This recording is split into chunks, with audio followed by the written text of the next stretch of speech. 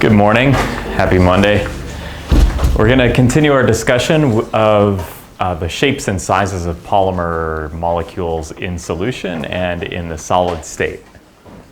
So this is not new material. This is just from last time, and we talked about the fact that while we draw polymers as extended chains when we draw the structure, of course, this is a very low entropy state, right? It's only one possible state of many, like a gazillion possible conformations of the polymer in solution. So in order to maximize, or because the states available to the polymer have to be maximized, of course, being all in a straight line is quite improbable, right? So normally what happens is that the polymer balls up into a blob like this, and the blob has characteristic dimensions, which the radius of this blob, which is say from here to maybe somewhere around here, is the radius of gyration, RG, which is essentially the average distance, the root mean squared distance of one of the monomer residues in the polymer chain to the polymer chain's center of mass. Now, if you do the algebra out, we're not going to do it, but the radius of gyration equals the length of the monomer, which is, let's say, on the order of 1 nanometer, times the square root of the degree of polymerization, I. Note, this is not the imaginary number. This is the degree of polymerization, and let's say that it has 10,000 monomer residues in it. Then divided by the square root of 6, we get 40 nanometers. So a polymer blob in solution is a nanoparticle.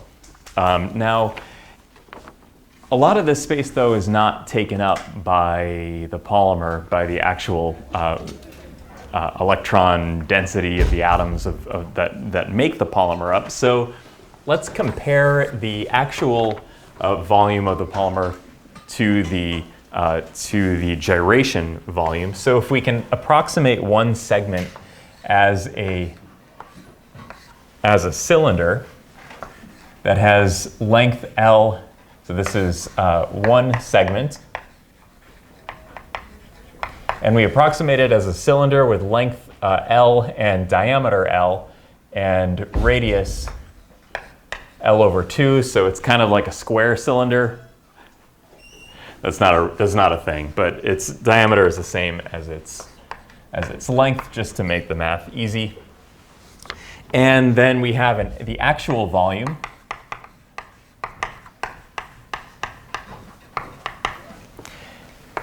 is equal to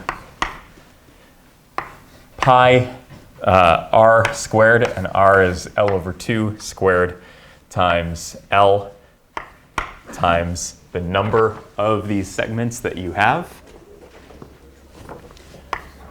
which is roughly I to the L cubed. And the gyration volume, now the gyration volume is different from the actual volume because it's the amount of, it's sort of like the three-dimensional footprint of this gyrating blob of monomer residues.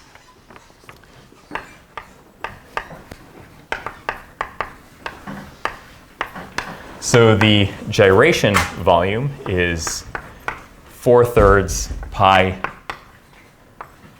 radius of gyration cubed. So just 4/3 pi r cubed, assuming that this is more or less approximatable as a sphere, as we like to do as engineers, is approximate things as spheres.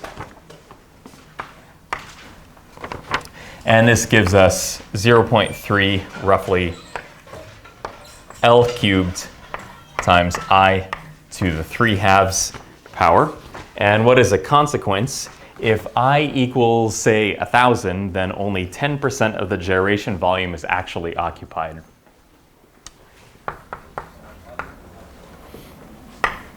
So if I equals 10 to the 3, only 10% of the gyration volume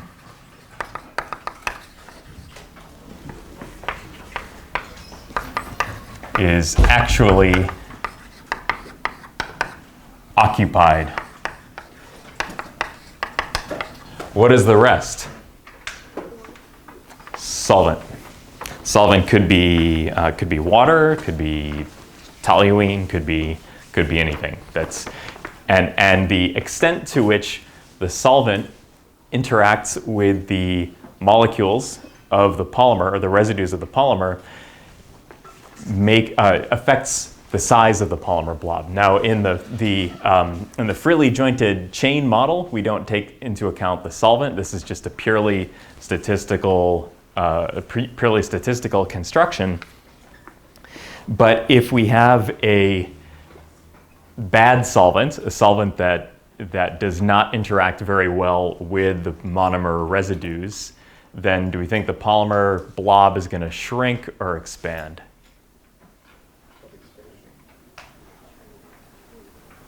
Unless it favors itself. It favors itself, so it's going to shrink. Now, if we have a polymer, say we have polystyrene, which is a polyolefin, this zigzag CH2 chain with some pendant benzene rings on it, and we put it in benzene, is that a good solvent for that polymer? Yeah, because it's sort of like polystyrene, so it might tend to relax a little bit and expand.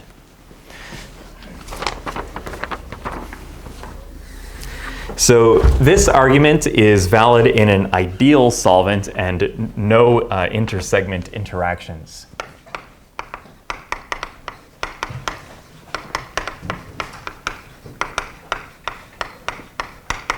And an ideal solvent is neither bad nor good. So in an ideal solvent, it behaves just as the statistics say that it would behave. Valid in an ideal solvent with no intersegmental interactions.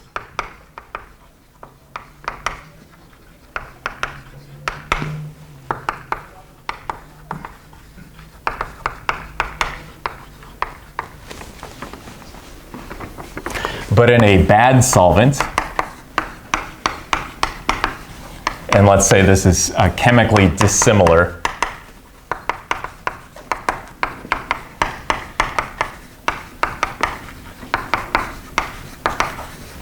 interpreted broadly, just doesn't particularly like the monomer residues compared to how much it likes itself. And the consequence of a bad solvent is that the coil shrinks. Coil, blob. I used to think, I think the word coil used in polymer science is a little bit of a misnomer because we think of a coiled snake, but a coil in polymer science means like the coil of speaker wires behind your TV or other place you might have a big tangled mess of coiled wires. Yep. Is it shrinking the radius of gyration when you have bad solvent? Yes. And in fact, in that case, and I'll get to it, the radius of gyration has a different name in the case where you have a non-ideal solvent. So a good solvent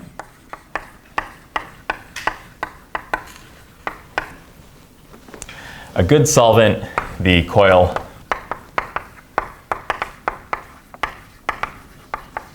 expands, and in both of these cases, the actual radius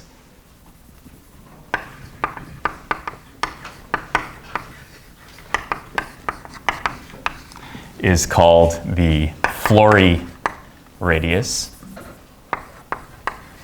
after famous polymer scientist Paul Flory. Or was it radius? Is RF. So far, so good? Okay, this gives us an idea of the sizes of polymers in solution, but we don't usually engineer polymers for materials applications for their solution properties. We care about what happens to them after we solidify the film. So what is the polymer microstructure and nanostructure. It's called microstructure, but because you look at it under a microscope, but really it's nanostructure because we're nano engineers and we want to call everything nano because it is nano. Okay, so what is the nanostructure, formerly known as microstructure, of a polymer solution upon either crystallization, so you either take the melt and you cool it down. There are two ways of making a solid polymer. Maybe three ways. You take the polymer in solution and you cast a film, or you pour it into a mold or something, and then you allow the solvent to evaporate, and then the film solidifies. You could also take a polymer and melt it. It would be a thermoplastic, and then it forms in a new shape. Or it could be a thermoset polymer, which is a polymer that undergoes a chemical reaction to become a solid material from a liquid precursor. So micro nanostructure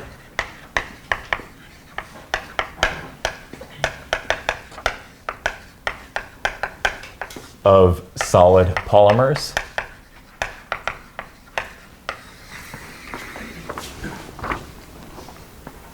So the crystallites, and this is in a typical solidification from, could be a melt or could also be from solution. But this is sort of the typical case. There are a lot of atypical cases, but this is the sort of a typical case. And what happens is that we have, in any polymer solution, any polymer film, we always have amorphous material. We always have amorphous regions like randomly oriented spaghetti. But in some places, we could have crystalline regions where the spaghetti sticks together. Like if you make the spaghetti and you don't stir it after the first minute, then it sticks together in certain places, and you're never going to get it apart again. Other types of high aspect ratio noodles also exhibit this behavior. So anyway, you stir it apart, you stir it, and then it's all amorphous. But sometimes you get clumps where the strands are all together. Those strands occur in solid polymers too, and they're called crystallites. I think Crystallite was a beverage in the 90s. They might still have it. But anyway, it's called a crystallite as opposed to crystallite. So crystallites nucleate and grow radially outward from a center nucleus.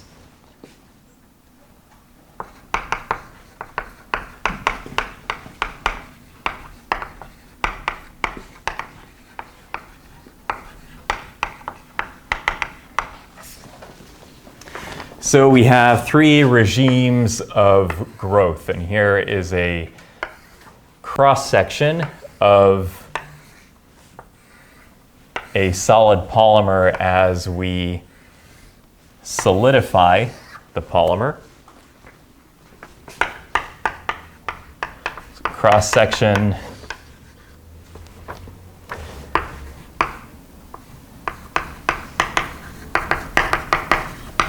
this is nucleation.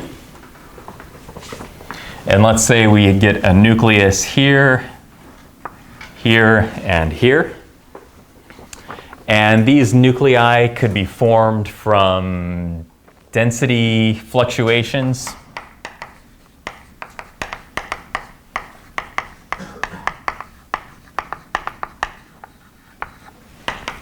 Which is, in any system that has some finite amount of thermal energy, you're going to have the chains moving around, and in some cases they'll lock into place at a relatively high density at the right in the right position, and they'll form a crystallite, a nuclei of a crystallite, and it will grow outward from there.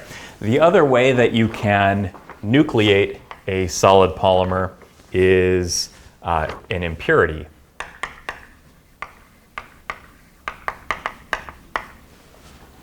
which can trigger the solidification around it. Has anybody ever seen that experiment where you take a super smooth glass jar or flask, you fill it with ultra pure water, and you cool it below 0 degrees C, and then it's still liquid. It's still liquid, and then when you take it out of the cooler and you give it a shake, and it turns into ice immediately. The reason we need super cool liquid or super pure water is to avoid impurities, and the reason we need density, or the reason we shake it, is to induce a density fluctuation in order to get it to crystallize. One time in grad school, I had never actually seen this lab demo done, and one of my postdoc colleagues, who's like a scientist who already had his PhD and went back to school like you do if you want to be a professor. But anyway, that's what a postdoc is. So the postdoc came in to the lab and carted in this cooler, and then he took one flask out and another flask out, and he did this experiment. And I thought, oh well, that's really cool, and it's especially cool that they didn't solidify by accident while they were still in the cooler after he wheeled it in there. And then he just kept taking out flask after flask just to demonstrate, and it was incredible. Not like the amazingness of the process was stupefying, but then the fact that he fit like 10 flasks in not a very big space, it took over the sense of wonder of the physical thing. And then he just kept taking out like, yeah, I get it, but holy crap, how many flasks you got in there? It was like fitting clowns into a VW Beetle. Or bug. Anyway. Okay, nucleation, then growth.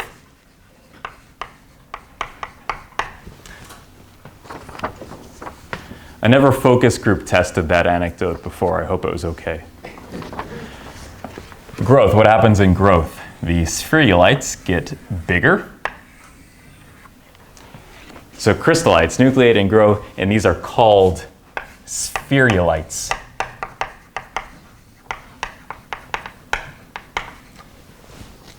Why spherulites? Because of their rectangular shape. Now they have a spherical shape. This is the cross section, so they're circles. If you look at the spherulite under cross-polarized light, it has a very distinctive pattern.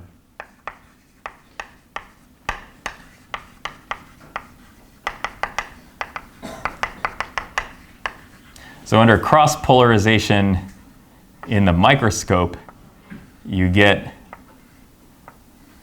a pattern that looks like this, which is the sigil of the island of Malta, and it is called a Maltese cross.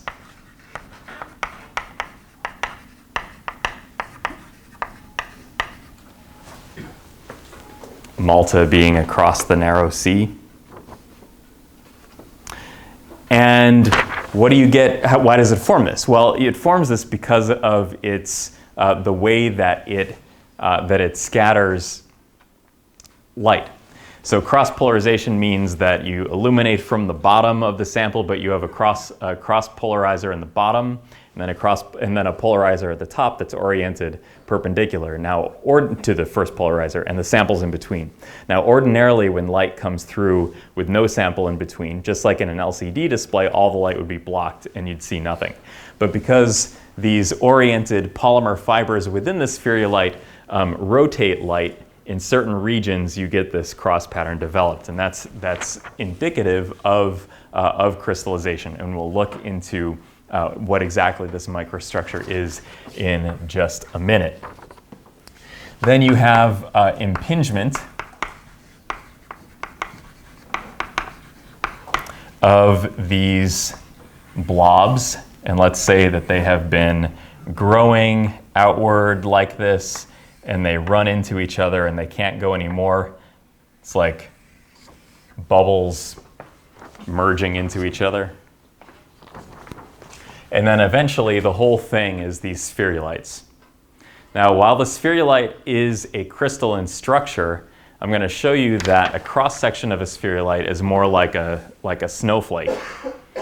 And in between the branches of the snowflake, you have amorphous material. So it's not entirely crystalline, even though these things form because of a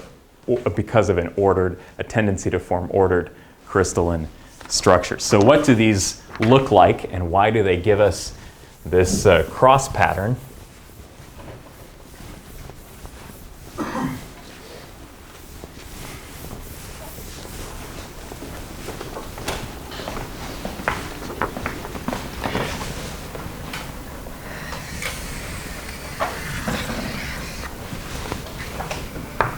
So here's the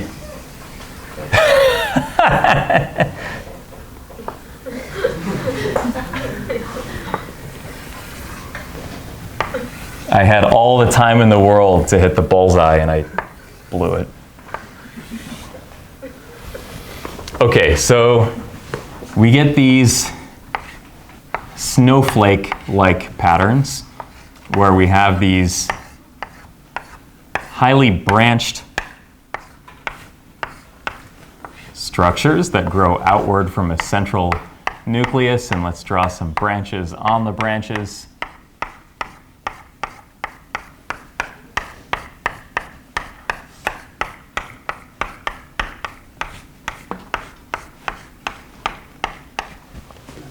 Okay, this is the cross-section of our spherulite.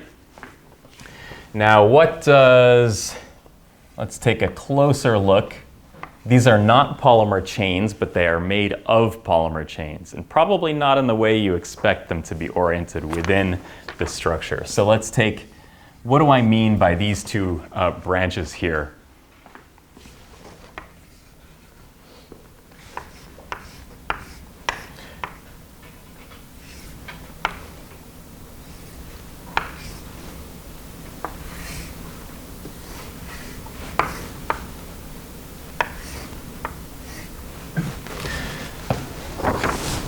So these two ends are these two ends. Is that okay? And how do the polymer chains orient within these crystallites? The polymer chains form these hairpin turn structures.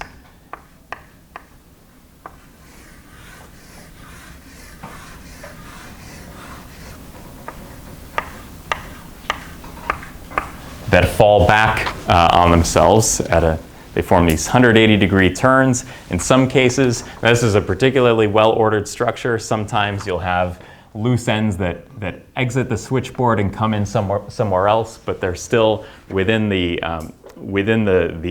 crystallite. The polymer, the axis of the polymer chains are side by side. And what does this look like? What is this? This is a polymer chain that, in the case of polyethylene, is just that. Is that okay?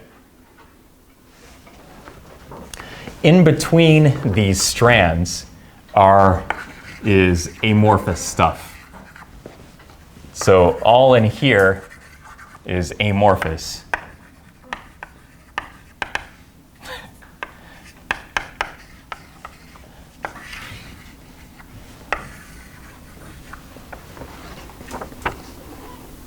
And the branches are the crystallites.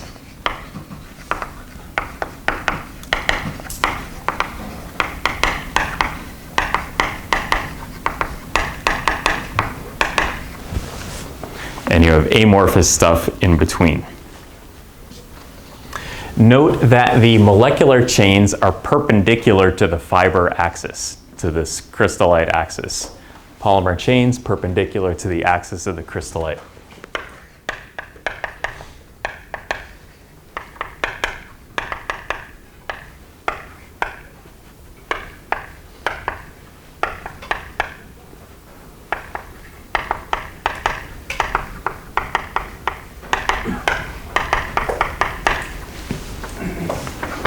Okay, so this is how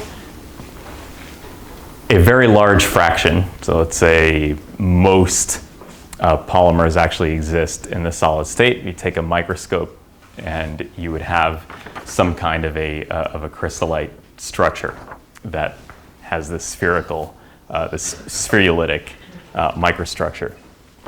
Now, crystallites can form, and there are a lot of unconventional polymer microstructures as well, which are quite important technologically, but this is typical. There are a couple different ways that these polymer chains can orient themselves within crystallites. And the one that I tried to draw there is called the adjacent reentry model.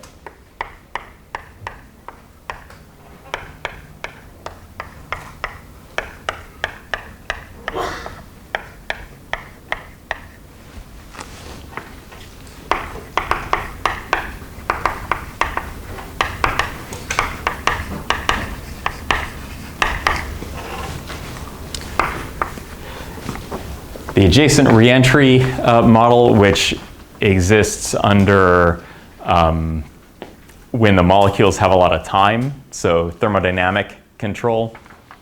When the molecules have a lot of time, they'll, instead of re-entering over here, they'll just re-enter right where they exited. Now, what's the alternative? The alternative is the switchboard model.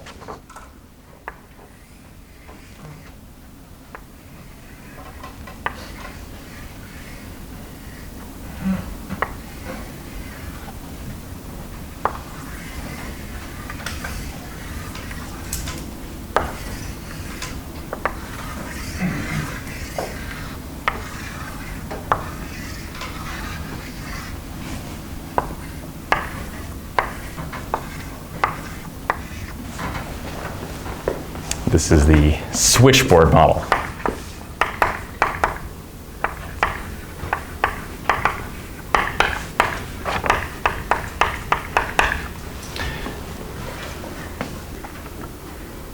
Switchboard model tends to be the form that is found in spherulites. So this is perhaps a little too ideal.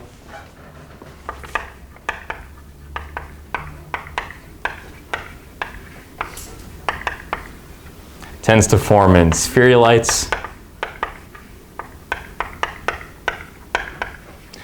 The adjacent reentry model tends to form when crystallites are formed from solution.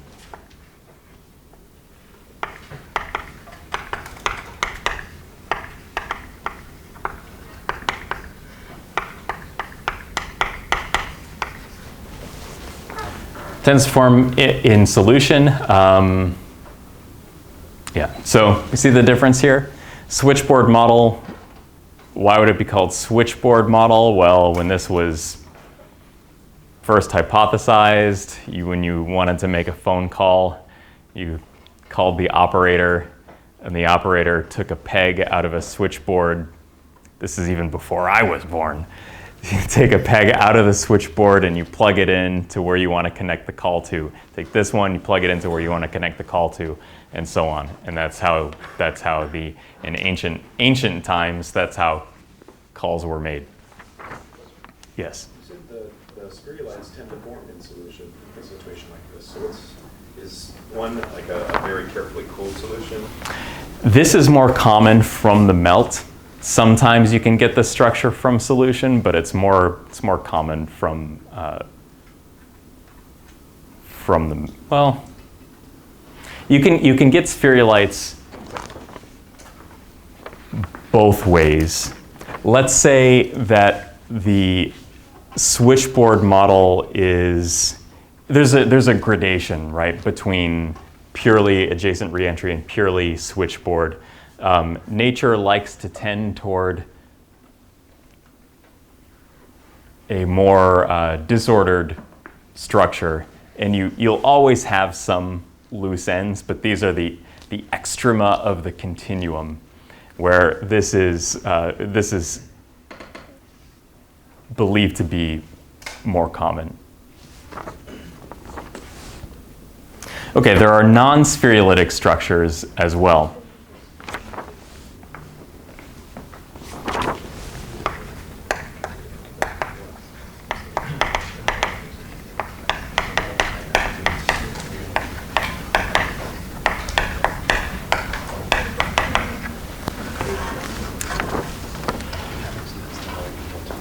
let me clarify.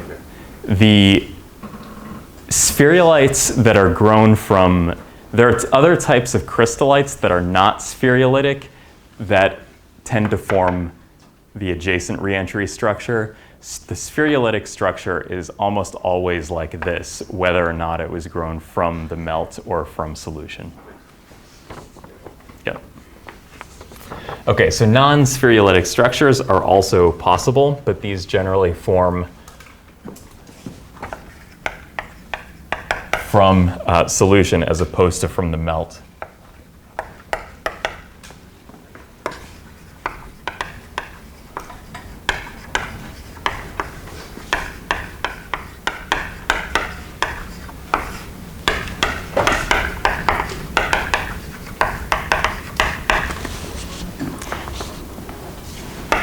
So you can have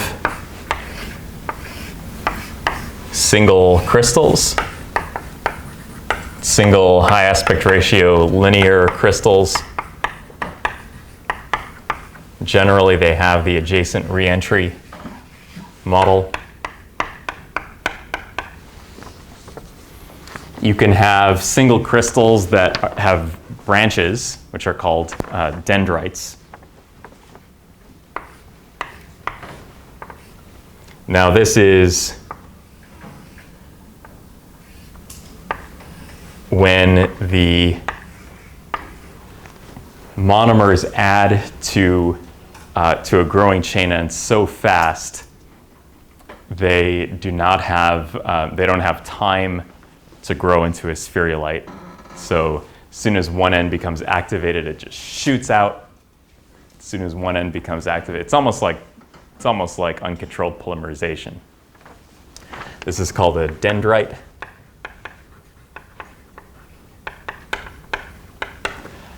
And then another non-spherulitic morphology, which has a really cool name. It's called a shish kebab.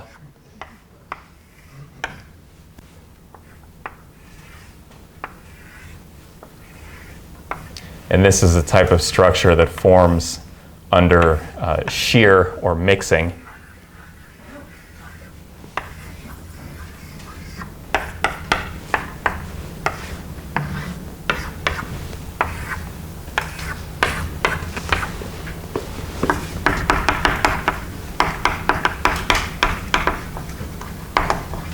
This is a shish kebab, and it results from solidification from a solution under shear, like rapid spinning or fiber drawing. So it results from shear.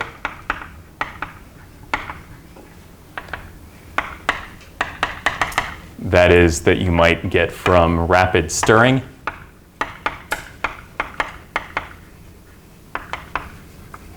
Or fiber drawing.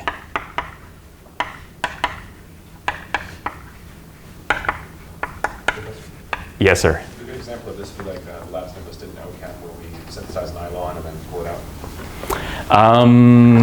The question is, do you get a shish kebab morphology in the biphasic nylon experiment, which is where you take adipoyl chloride and a diamine, and you mix them together at an organic phase and a water phase, and as you pull out the material that forms at the interface, you get long structures, and that's how like fishing line is made. The question is, I bought myself enough time. The answer is, I don't quite know. You certainly have alignment, like the structures between the crystallites, and in some cases you might have structures like this, but it's more the tensile strength of nylon is a result of the drawing process, but I don't know if you get the kebabs. It might just all be sword, might all be skewer. Certainly have some other structures in there, but primarily it's just because of long drawn out structures.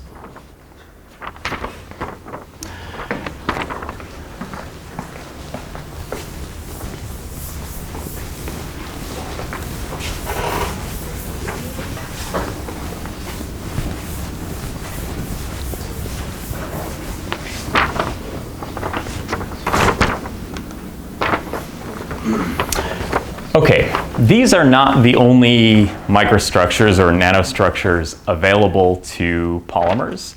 In fact, we can design the molecular structure in such a way that it gives us much more interesting and useful, and in some senses, deterministic structures.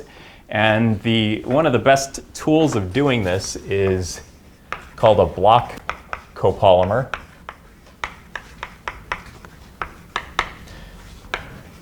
Sometimes called a BCP. And what was found in polymer science in the beginning days of plastics is that if you wanted some property from polymer A and some property from polymer B, you would just mix them together and you would hope that you would get the best of both worlds.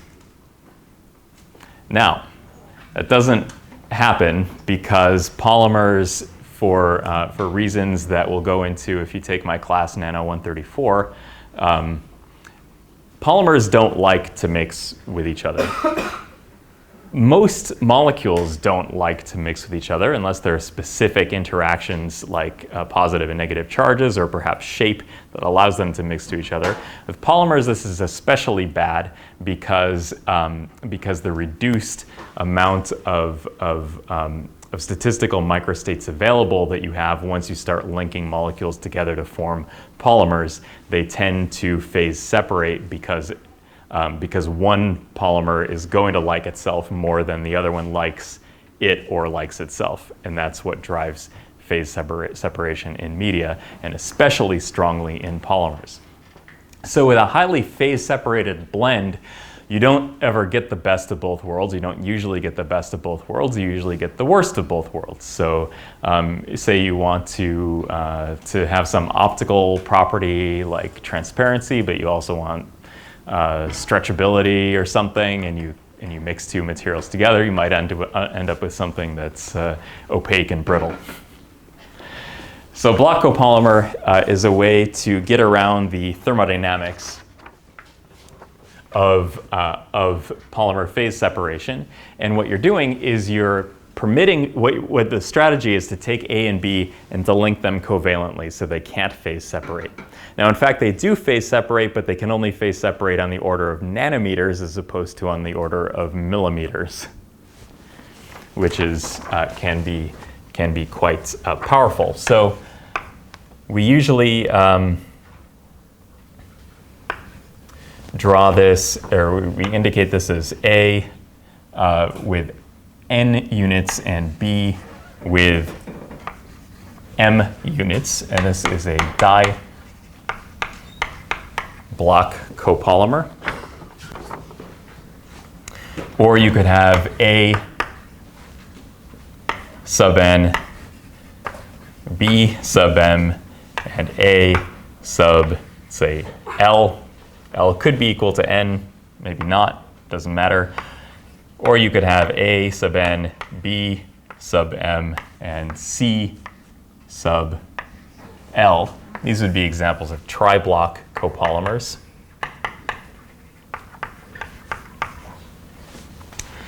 And what you would do, so a real material, so a typical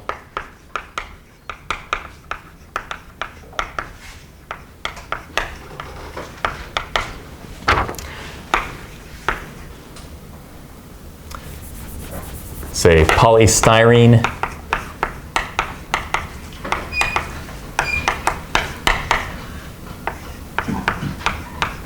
block lowercase polymethyl methacrylate,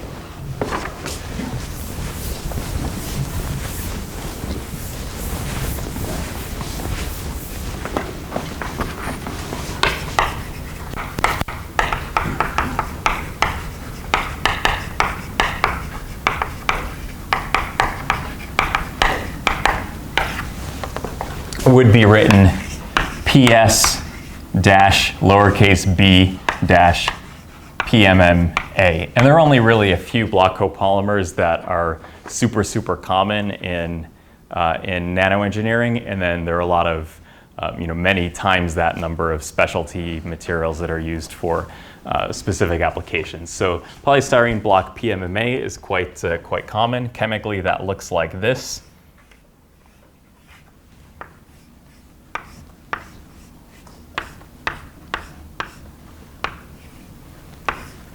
Where this is the polystyrene block, and this is the polymethyl methacrylate block. So these ordinarily do not want to mix, but they're tied together covalently. They can't escape from each other. So instead of forming two phases like salad dressing, they form these very characteristic microstructures. Again, they're actually characterized by nanoscale domains, but because it was already called micro from the early days of polymer science, those are the names we have.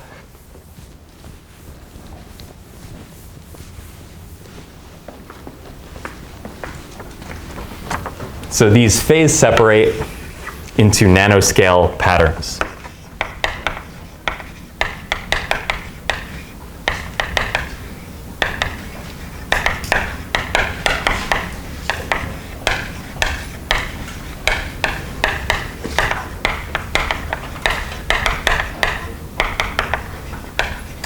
And this is a quintessential example of bottom-up nanofabrication.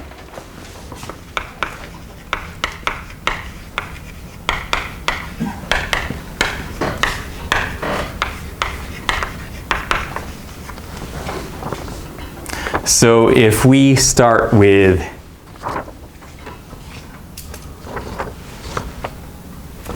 increasing, so we've got, let's say we've got A block B in terms of mostly B at the beginning and mostly A at the end.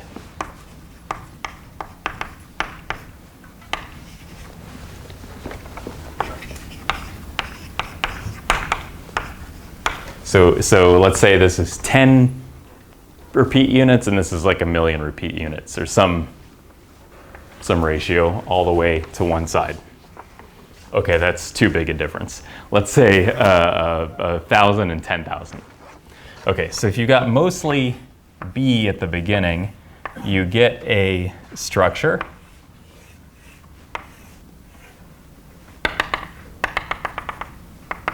that is called the cubic structure,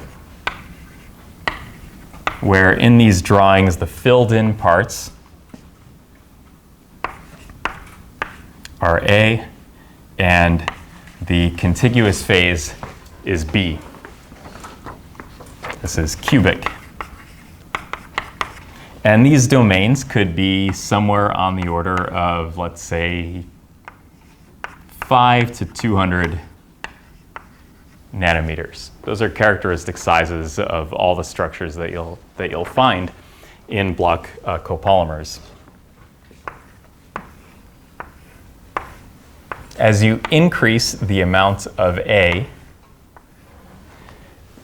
these blobs become bigger and bigger and bigger until there's a thermodynamically more favorable state for these to be in, where they stretch out and become cylinders.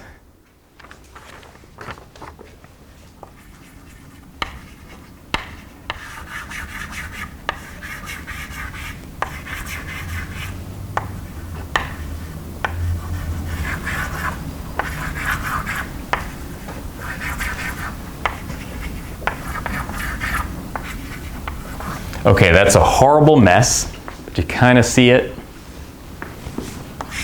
This is called the hexagonal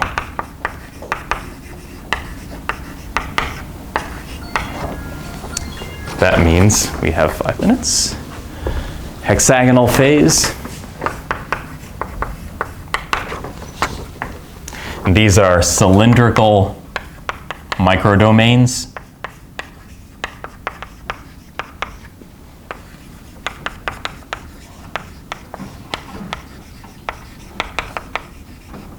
Don't let the name fool you, they're really nanodomains. Then we have my favorite structure, which is impossible to draw, but I'm going to just draw some BS and ask you to look it up. Is called the gyroidal structure, which looks like a contortionist.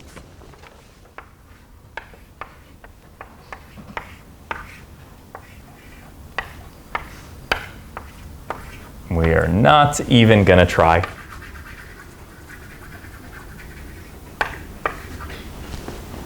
This is like this three-dimensional thing. It's actually a repeating structure in the unit cell. It's called the gyroid. Yep. Were these on your PowerPoint last week? These look pretty familiar. Yes, these were on the PowerPoint last week.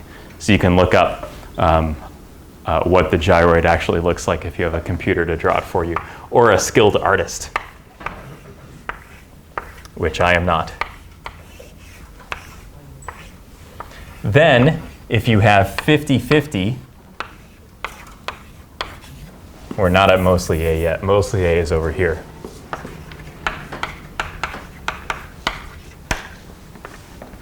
When you're about 50-50, you have a structure that looks like stacked pizza boxes.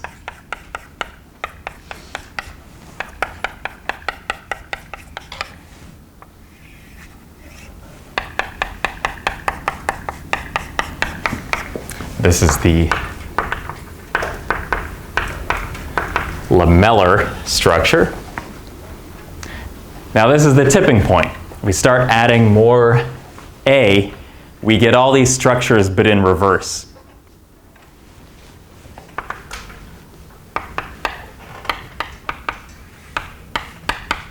So we get the inverse gyroid, where the filled and the empty parts are now reversed.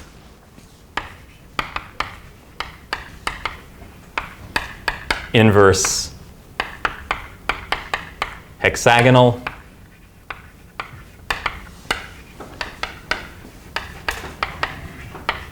Inverse cubic. Now, could I have started with mostly A and added B? I could have done that. In that case, I would have written them all backwards. So these processes are used, why are they bottom up? Because we start with a chemical structure and we anneal the film or we treat it in a certain way and it grows into these structures automatically, just based on the molecular design and the thermodynamics. It forms a structure automatically. We didn't have to do any lithography. We didn't have to etch anything. And these structures are useful for a wide variety of technological applications. So thank you very much for your attention. I will see you on Wednesday.